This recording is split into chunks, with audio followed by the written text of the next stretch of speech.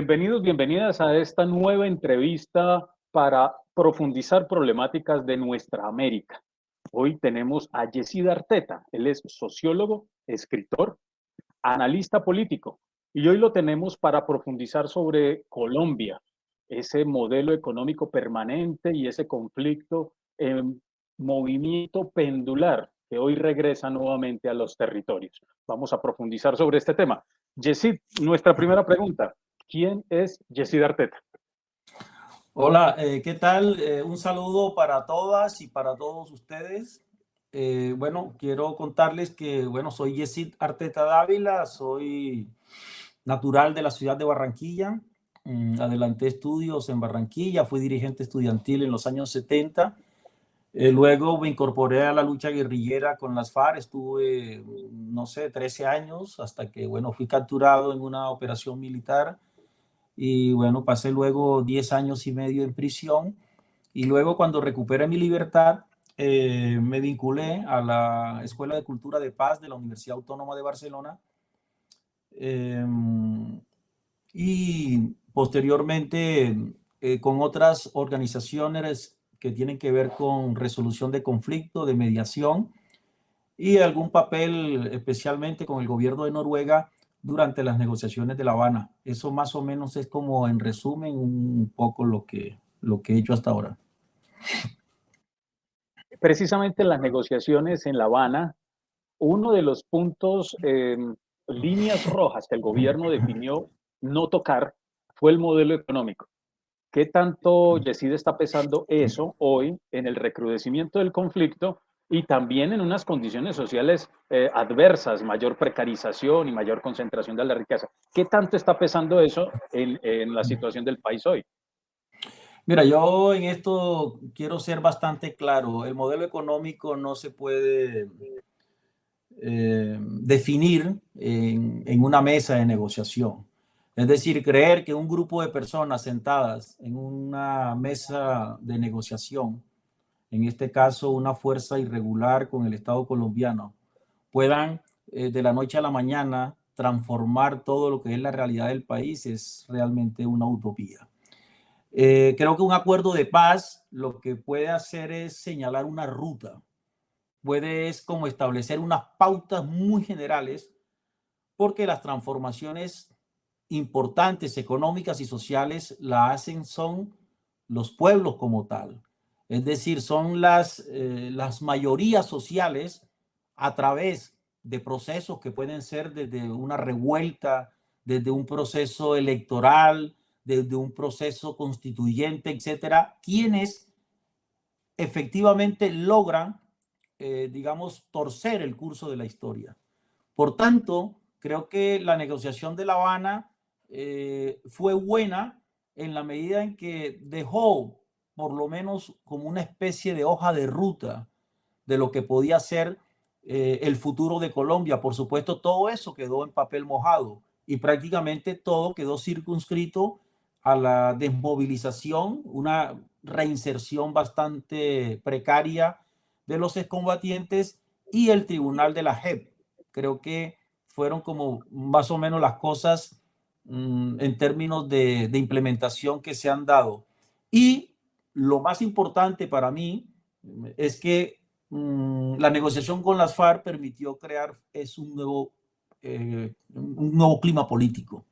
Un nuevo clima político porque liberó a unas fuerzas sociales del país que estaban prácticamente signadas o estigmatizadas por el tema de la guerrilla de las FARC. Esto murió por la negociación y por tanto el pretexto que había por parte de la clase dominante en Colombia de endilgar todo lo que ocurría en las luchas sociales colombianas a las FARC quedó disuelto por sustracción de materia.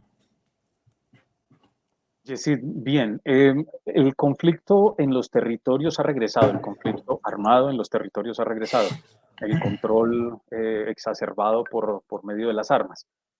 ¿A qué se debe? Viendo que después de la firma del acuerdo de paz bajaron los índices de incidencia del conflicto armado, pero regresó. Hoy el 6R habla de la existencia de al menos 6 conflictos armados internos. ¿Qué crees que pasó? ¿Qué sucedió? Aparte, ahora estaba señalando uno de los puntos, pero ¿qué sucedió allí para que regresara el conflicto a los territorios? Bueno, lo que ha ocurrido es una atomización de la violencia. Antes de este acuerdo con las FARC, eh, se conocía lo teníamos medianamente claro de dónde venían los tiros. Sabíamos que hay unas fuerzas estatales representadas en sus aparatos, el ejército, la policía, etcétera. Estaba el grueso de las FARC y el Ejército de Liberación y los llamados grupos paramilitares. Era como que la violencia tenía como esas tres grandes vertientes y que más o menos se ponía a definir quién estaba aquí, quién estaba allá, hacia dónde estaban disparando y cuáles eran los intereses de cada una de estas grandes vertientes armadas.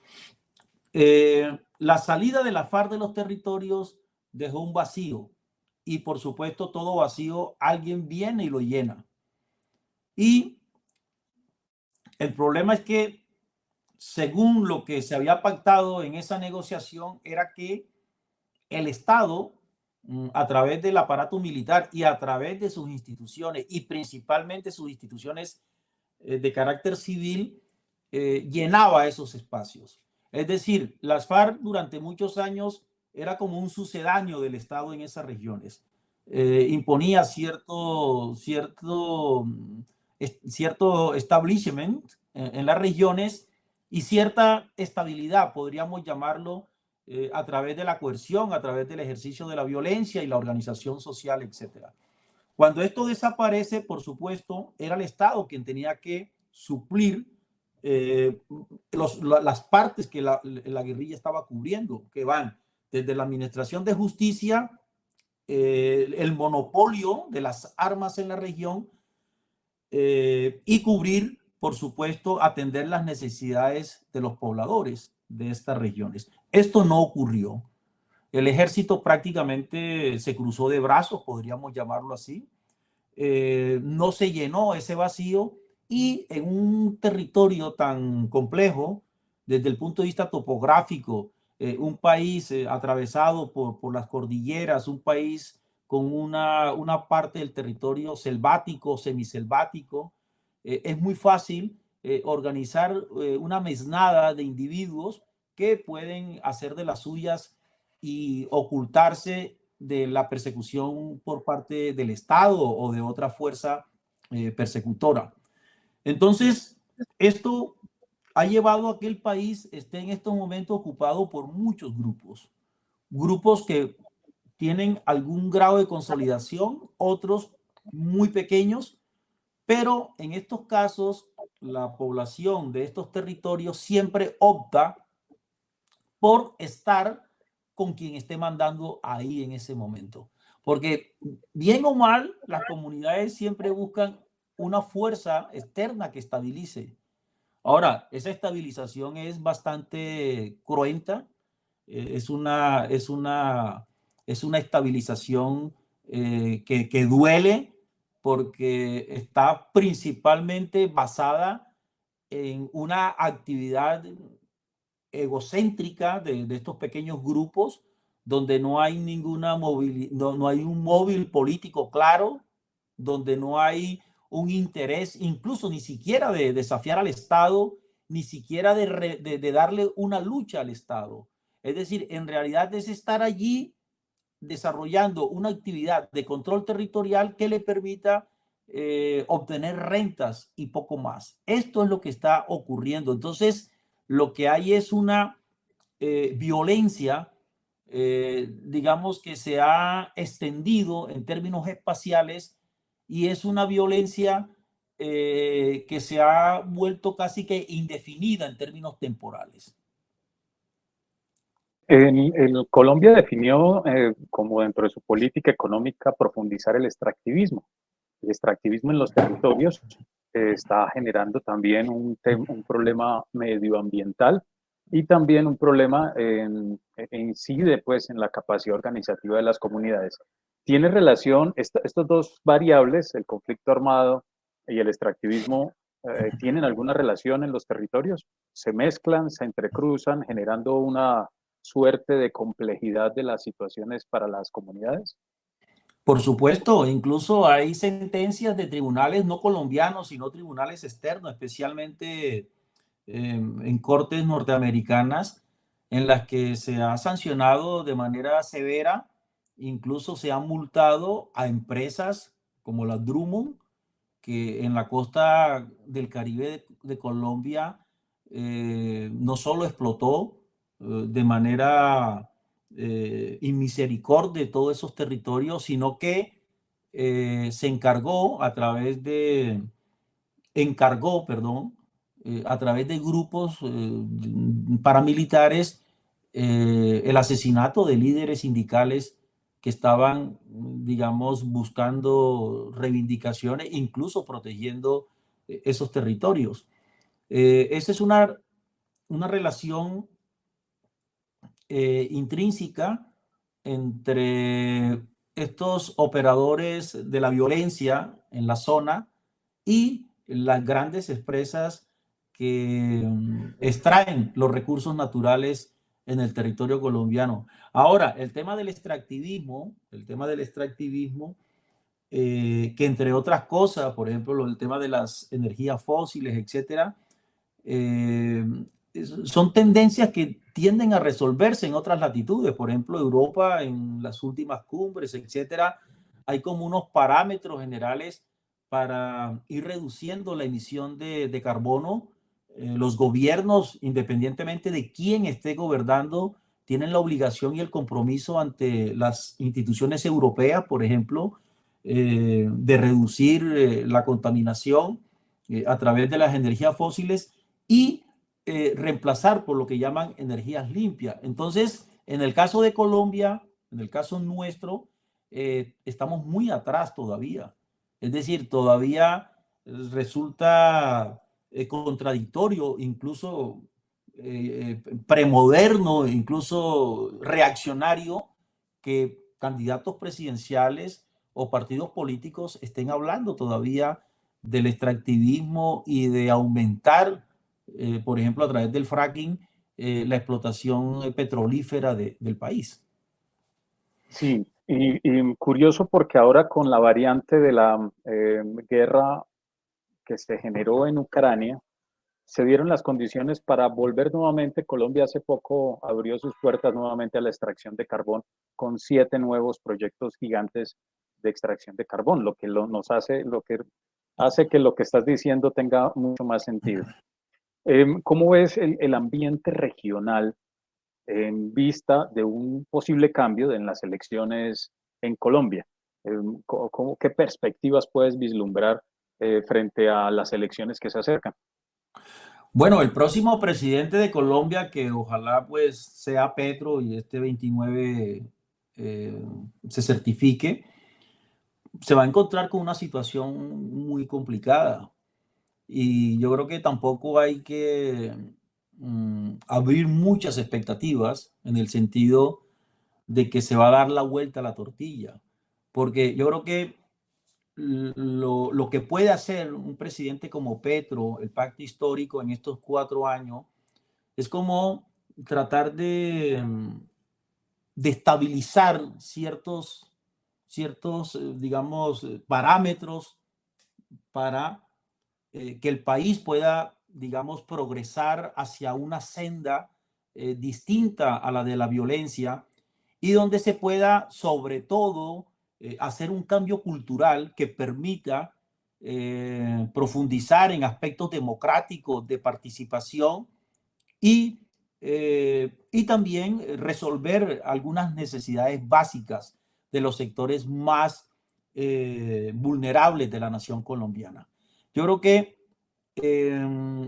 hay muchos, lo que Gaitán en una época llamaba los feudos podridos. Estamos hablando como todos estos grupos de tipo regional que son muy poderosos, que tienen lo que se llama control territorial, y cuando se tiene el control territorial estamos hablando del control de la población, pero que además de eso tienen la capacidad de intimidación, tienen armas y tienen alianzas con miembros de la policía y con autoridades penales, jueces corruptos, notarios corruptos. Esas fuerzas están muy empotradas en las regiones y creer que de la noche a la mañana la sola elección de Petro como presidente de la República se va a resolver, creo que no hay que hacerse ese tipo de ilusiones. Fíjense ustedes, por ejemplo, tenemos el caso de México con López Obrador. López Obrador, en las primeras de cambio, trató de ir con mano dura sobre los carteles, especialmente en la frontera con los Estados Unidos, y se ha encontrado con una situación verdaderamente difícil, porque son grupos desafiantes, son grupos que tienen capacidad de incluso de ir por delante del Estado y tener también aparatos militares locales corruptos que están a su servicio. Entonces, creo que la política tiene que desarrollarse como en varios frentes. Hay que empezar a ver qué pasa en cada lugar. No hay que trazar un plan, un solo plan para todo el territorio nacional, sino mirar qué es lo que hay en cada lugar, quién es el que está mandando en cada lugar y cómo se está moviendo la economía, porque la base de todo eso es un tema económico, es un tema de la extracción de materias primas, que puede ser oro, que puede ser coltan, o que puede ser cocaína, etcétera. Entonces, eso es lo que hay que tratar como de establecer, y el Estado es el que tiene que desarrollar, digamos, políticas económicas competitivas que permitan que los habitantes de la región puedan encontrar una alternativa mejor en las actividades al margen de la ilegalidad. Eso es un proceso muy difícil de hacerlo. Es un proceso muy difícil de hacerlo, sobre todo con el tema de la producción de cocaína, porque esta es una actividad que se desarrolla independientemente de quién esté mandando. Es una actividad económica propia del capitalismo y por tanto se rige por las leyes del capitalismo. Y Colombia no tiene la llave para resolver ese problema, porque es una puerta, para abrir esa puerta se necesitan, es una puerta que tiene muchos cerrojos, tiene muchas llaves, y Colombia tendría solamente una de esas llaves y no puede abrir totalmente esa puerta. Por tanto, creo que si el próximo gobierno logra aminorar la violencia en algunas partes del territorio nacional, si logra, digamos, una negociación exitosa con el Ejército de Liberación Nacional, que la veo también bastante difícil, no sé cuáles son las cartas que tiene el ELN para un próximo gobierno. Si el próximo gobierno logra digamos, empujar ciertos, o no empujar, sino crear nuevos motores económicos ya alternativos, creo que los beneficios podrían verse, digamos, a mediano y a largo plazo. Ver esta elección sin la elección que viene de Lula en Brasil. ¿Cómo Sí. ves a nivel regional esa tensión? Pensando también en la relación que esperamos se restablezca con Venezuela, pero también la presión de Estados Unidos. Ese componente regional, ¿cómo lo analizas? ¿Como el obstáculo o una posibilidad? ¿Cómo lo analizas?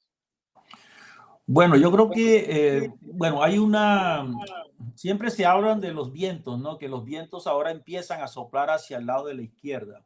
Pero bueno, yo creo que esa izquierda que se llamó bolivariana, inspirada principalmente por el coronel Chávez, tuvo acierto y tuvo hierros también. Y creo que lo que está ocurriendo ahora, por ejemplo, en el caso de Honduras con Xiomara Castro, en la que allí, por ejemplo, lo principal es sanear, digamos, un estado que prácticamente estaba en manos de los narcotraficantes. Es decir, Honduras es una entre comillas, narcodemocracia. Ya, es decir, un país en la que el Estado cooptó todas las instituciones y que la extradición del expresidente y el exjefe de la policía que fue entregado a las autoridades norteamericanas ya es una gran señal, y el control que han hecho el Departamento de Estado, los militares hondureños, para que no desestabilicen al gobierno de Xiomara Castro. En el caso de Chile, con Boric, bueno, ahí también hay novedad, por supuesto. Son gobiernos muy jóvenes. Hay veces en los primeros días se quiere hacer todo, y esto muchas veces necesita hacerlo de manera gradual. En el caso, por ejemplo, de Boric, claro, es como entrar a resolver las raíces de lo que fue la pasada revuelta que hubo en el sur, en Chile.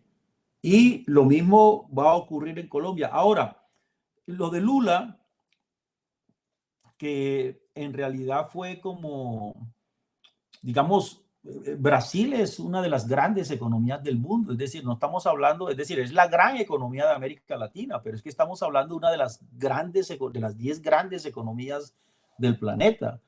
Y la política internacional de Brasil ha caído en un franco deterioro, porque bueno, tenemos un individuo ahí al frente del Estado brasilero que es como una especie de chimpancé con una escopeta de regadera, es decir, que va disparando anárquicamente hacia todos lados sin tener ningún tipo digamos, de derrotero. Entonces, el retorno de Lula creo que es importante sobre la base, oígase bien, sobre la base de que permita también el saneamiento del propio Partido de los Trabajadores, porque una de las cosas que afectó realmente y que fue lo que facilitó la llegada de Bolsonaro a Brasil es que en el propio Partido de los Trabajadores hubo elementos corruptos, elementos que estaban contaminados, y que eso le pasaron factura, no le pasaron factura al Partido de los Trabajadores. Bueno, ahora hay gente que dice, bueno, creo que esta experiencia sirve para que tengamos mucho cuidado en cuáles son las personas que se van a nombrar para los ministerios, para tener las más importantes responsabilidades. Ahora, y en el caso de Petro, claro, Petro es un hombre, digamos, no es un líder local, él es un líder que tiene talante internacional. Es decir, yo creo que Petro, si es el presidente de Colombia, va a desempeñar un papel muy importante de cara a la configuración, digamos, de unas nuevas relaciones entre los países de América Latina. Eh, por ejemplo, revivir una serie de instancias que se crearon casi como de manera burocrática, creo que ese no es el camino, pero sí hay que buscar la integración, porque la pasada pandemia demostró de tan demoledora fue en América Latina, precisamente por eso, porque cada país trató de resolver las cosas a su manera, cuando en esas situaciones una integración es necesaria, incluso para la obtención de las vacunas o para desarrollar programas conjuntos de tipo sanitario, etcétera. Entonces, creo que es un momento para América Latina, yo diría nuevo, lo de México. Bueno, la aprobación que tiene López Obrador, a pesar de todos los problemas que continúan en México alrededor de la violencia, el asesinato de periodistas, el tema de la violencia machista que se ha ensañado en muchos estados de México, ahí está. Entonces, el otro problema que tienen estos gobiernos es el tema de la criminalidad.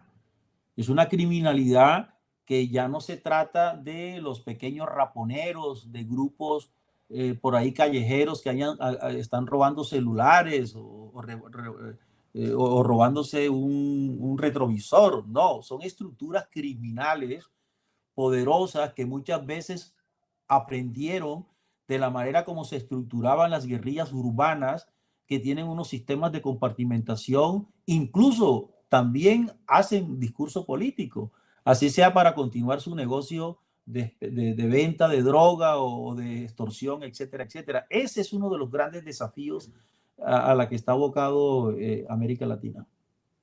Bien, ese es importante lo que estás planteando. Y en términos, me regreso nuevamente a Colombia, estamos ya a menos de una semana para la elección, y recientemente se dio un paro armado en Colombia, paro armado de una de las estructuras de corte paramilitar que controla una buena parte de la región del país. Ese es un reto, qué hacer frente a ello, pero parece ser que mandaran mensajes, ¿no? Un mensaje al nuevo gobierno. Esa es una lectura para ir cerrando. Y la otra, ¿qué hacer? Hay unos grupos de poder que los conocemos, las oligarquías en Colombia, un grupo pequeño, un grupo de familias que tienen el poder, que no quieren soltarlo y que están generando toda una serie de ruidos y de acciones para evitar que se dé posiblemente un cambio. Dos retos. ¿Qué hacer con esos dos retos?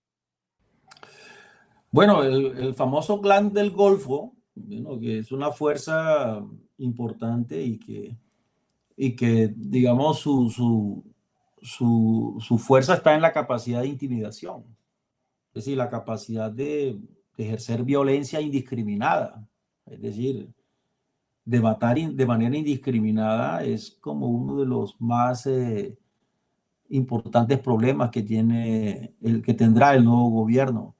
¿Qué ofrecerle a estos grupos? Bueno, claro, estos grupos, digamos, una negociación política con ellos es imposible porque es que no son ningún tipo de organización política, no tienen ninguna finalidad política, así sea que se denominen las autodefensas, toman el nombre de Jorge Eliezer Gaitán, autodefensas gaitanistas de Colombia.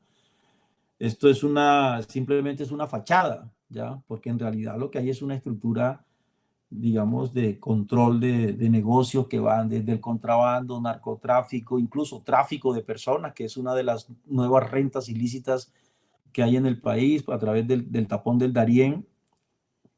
Entonces, claro, sí, claro, lo que pasa es que es muy fácil, digamos, corromper niveles bajos y niveles intermedios de las fuerzas militares.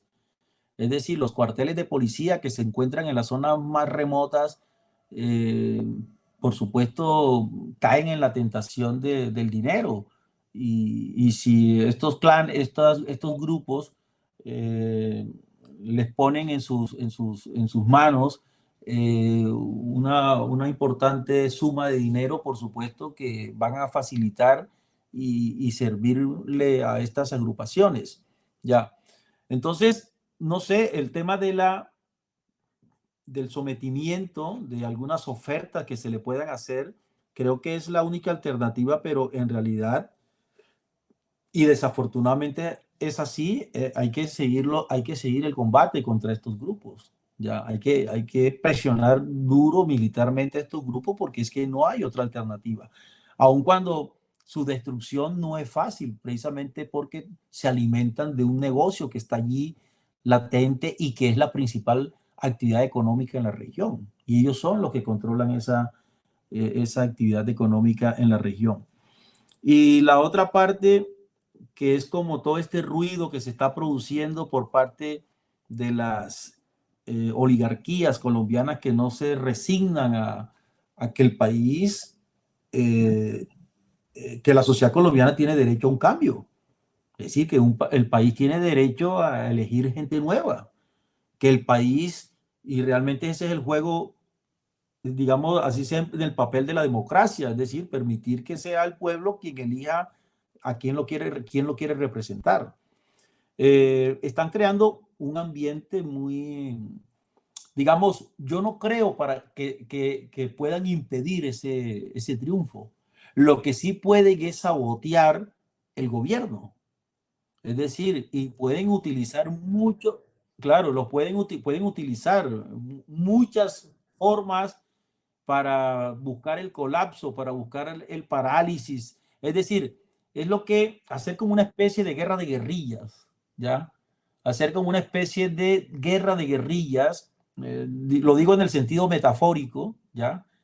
Contra el Estado, no en el sentido de militar propiamente, sino a través de trampillas políticas, a través de obstaculizar en el Congreso de la República cierto tipo de leyes, generar un tipo de pánico económico, es decir, poner muchos palos sobre la rueda. Es decir, tratar de que todo lo que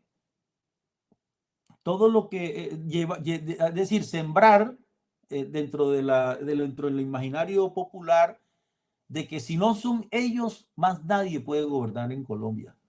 Porque cuando no, gobiernan otras personas distintos a ellos, el país no funciona. Y eso es lo que van a querer. Es decir, que el país no sea funcional. Pero bueno, vamos a ver. Bueno, entonces, creo Jessy, que... ¿Sí? la última que la quería dejar para el final, que la tocaste al principio, pero quería dejarla para el final para ir cerrando. Dijiste que con la negociación de las FARC pudo emerger una organización social sin ese estigma, pudo emerger y tomar como que la primera línea en manifestación. ¿Crees que esa situación entonces apalanca o posibilita el estallido social y que estemos viendo ya las posibilidades de un cambio porque la sociedad asumió su tarea como tal sin sin ese techo, si, por así decirlo? Sí, Háblanos un poco de eso porque es sí, esperanzador. sí, yo creo que te lo dije al principio, en el sentido de que Ujú.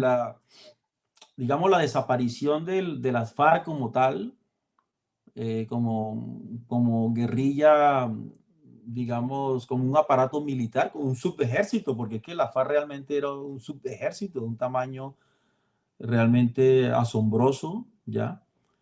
Eh, la desaparición de la FARC como tal es lo que, digamos, facilita o permite que pueda irrumpir un movimiento civil que estaba prácticamente estigmatizado por la presencia de la FARC. Es decir, hay un momento en que en realidad el tema de la guerrilla se estaba convirtiendo en un mecanismo de freno para que esta, como una especie de muro que no permitía que estas fuerzas sociales pudieran expresarse. Incluso muchas veces se expresaron así, por encima de la estigmatización que había, como el caso de la Minga, incluso las primeras, la MANE, la Mesa Amplia Nacional Estudiantil fueron ejemplos, pero ya lo más reciente, lo que hubo el año pasado en Colombia, es ya es una escala superior, es una demostración de que el descontento popular eh, se expresó de una manera nítida, de una manera importante en casi todo el territorio nacional. Pero, y ahí quiero resaltar este último aspecto para terminar, y es que por fin, digamos, la izquierda o las fuerzas progresistas de Colombia lograron fertilizar, capitalizar el movimiento social, la revuelta social. Es decir, esa era una situación, por ejemplo, que se hubo en Grecia, por ejemplo. En Grecia todas las manifestaciones callejeras fueron capitalizadas por Syriza, es decir, una apuesta política que en su momento llegó a gobernar. En el caso de España, por ejemplo, el 15M, que fue ese gran movimiento social, especialmente de los jóvenes, logró que surgiera una fuerza política que fue Podemos y que ya hace parte, digamos, como del mapa político español. Y en el caso de Colombia, eso no estaba ocurriendo. Es decir, hubo un paro agrario de una naturaleza masiva, de gran envergadura, que llegó al corazón de Colombia, pero en el proceso electoral inmediato eso no se tradujo en un aumento de la representación política de esas fuerzas que estaban luchando. Y en esta ocasión, con el pacto histórico, esto sí logró realmente concretarse. Y para mí creo que ha sido lo más importante desde el punto de vista del acontecer político colombiano. Claro, un gran logro que también tiene su apuesta en la firma del acuerdo de paz como una consecuencia. Y de ahí lo que estás diciendo, la importancia de la figura de Francia Márquez y la vivir sabroso como una apuesta de esperanza para el país. Genial. Muchas gracias, Yesid. Bueno, Agradecerte por toda esta información, por este compartir. Seguiremos en contacto y molestándote para unos análisis posteriores después de las elecciones. Y a todos bueno, quienes nos escuchan y nos siguen, nos estaremos encontrando en una próxima entrevista de Nuestra América para profundizar sobre las problemáticas de la región. Nos estaremos encontrando y síganos en nuestras redes sociales. Muchas gracias.